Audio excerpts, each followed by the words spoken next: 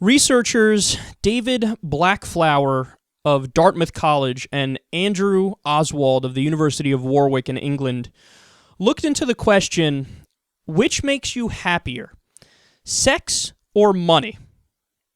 It's a very interesting question to ask, and the answer may surprise people. Quote, back in 2004, they examined the data on the self-reported levels of sexual activity and happiness of 16,000 people and found that sex enters so strongly and positively in happiness equations that they estimate that getting it just once a month more is equivalent to the amount of happiness generated by receiving an additional $50,000 in income for the average American.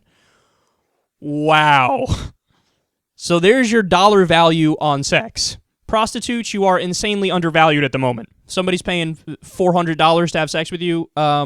They should be paying you $50,000 according to this study because that's what it's worth in terms of happiness. Also, quote, there's zero difference in the frequency of sex from one income level to the next. So poor people, rich people, they're having sex at about the same rate. And again, people are probably surprised by that because a lot of people think, well, when you have more money, you probably just get more sex because you're societally or culturally, you're more attractive to people because you have status and you have wealth. But turns out that's not true. So they say the conclusion is the happiest people are those that are having the most sex, though it's not clear whether sex leads to happiness or if happy people just have more sex. So we have a little bit of a chicken or the egg type situation going on here, but either way, I think this is a really interesting study.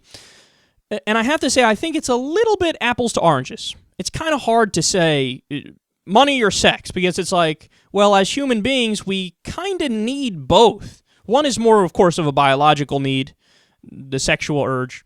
The other one isn't as much biological, but really to survive in society, you need some amount of money, of course.